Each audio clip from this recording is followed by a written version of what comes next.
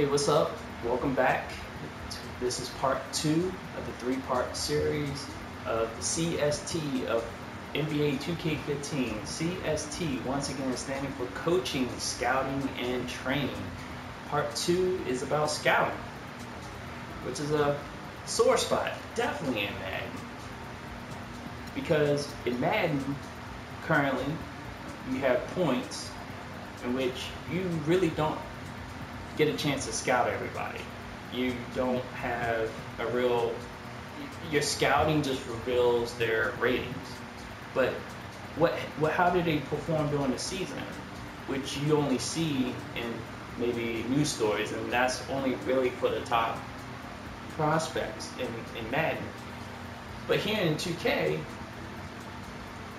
and I'm gonna just get away from this tab real quick. I'll go to social media and go to scouting. These type of clips you'll kind of see in Madden, but what I'm going to show you after this is what is missing and what needs to be implemented in not just Madden, but any game that has a deep franchise mode. So as you see, you're getting stories about your top tier draft picks. Like, I love watching future NBA stars shine before they've made it. Carl Anthony Towns from Kentucky. And yes, I put in the real draft picks, potential draft picks for this year. So I will be seeing what, after I complete the season, and seeing what they're doing. So it gives you news stories like that. But back to the real focus, scouting. So when you're checking out your team, you're given a chance to, you have scouting periods, and I haven't paid attention to when those are, but when it pops up, I get to select what positions I'm looking for, what categories. Like if I want to pick, second round draft picks, first rounders, best available, sleepers, and that will, and whatever sleepers you pop up with will depend on your scout. But anyway. So as you see, I have people that already scouted 100% of the time, and I was mainly invested in small forwards, so those are your 100%.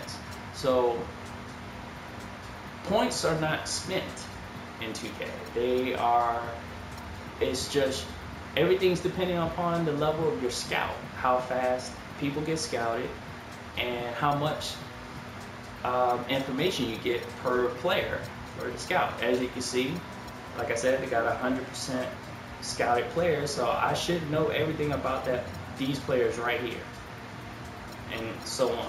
So let's look at a 100% scouted player, Justice Winslow, my fault, can't read. So it reiterates the rankings, the draft board rankings, draft projection, but this is the important part right here. Your strengths and weaknesses. Instead of just revealing, instead of revealing stuff like this and attributes and tendency is actually pretty good, and the social media, but okay, that's a good one. By my reaction, that's the first time I looked at the badges for a while, so at least lets me know what their badges are coming out. So that's another good part about the scouting here in 2K. So let's go back to their scouting report. So this is what I want to see. I want to see descriptions of their strengths. I don't want to see just a number. I want to see, can apply pressure on the ball and force turnover. Okay, that's great. That's something I can translate into. If I were to draft this player, I know that this guy is going to be playing a ton of defense on maybe somebody else's best player. Body wise, 6'6", 221, pretty good. I don't like the age from Duke, but that's a different story.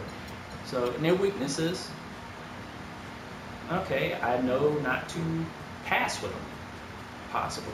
So and so on. And this one is very good. In Madden, you kind of see news stories of maybe a prospect getting hurt, but you kind of really don't know what's going on, this part is very important. So he passed his physical. Now let me see if, see, they don't have the body ranking. I guess that's not on them until they get into the NBA, but it's nice to know that they do, there is a possibility of picking something up medically before you draft the player. So you can call it a red flag if you think that medical condition may not hold up. So, but I like descriptions so I can get a better feel for the player I'm possibly about to draft. So, of course, you have your mock drafts. Just scroll through it real quick. Top 10, 2K, NBA2k15. And then you have your big boards. It lets you know if the stock rising or lowering. It's not based on a news story once again. And this is another aspect of scouting, and it goes away from the college. It's being able to scout other teams. You can scout individual players, the matchups. Again, I'm playing the 76ers, so that's a good part. And you have like other categories. I mainly focus on their overview so I can see what their strengths and weaknesses are, and then the matchup to see if I need to switch when I play the teams, whether I need to switch up. You know, the one-on-one matchups. Like I probably wouldn't have Paul Pierce on certain players, and vice versa. Team comparison just gives you overall what type of team are they good at. Now, obviously, throughout the season, my team has gotten weak in certain areas, but I'm looking to strengthen those areas and see how that works.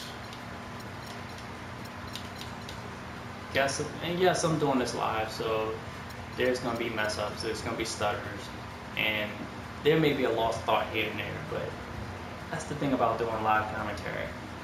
So I believe I've covered scouting, and I will come back with part 3 in the finale with training, which is the icing on the cake in the CST, coaching, scouting, and training. So I will be back with part 3 covering training.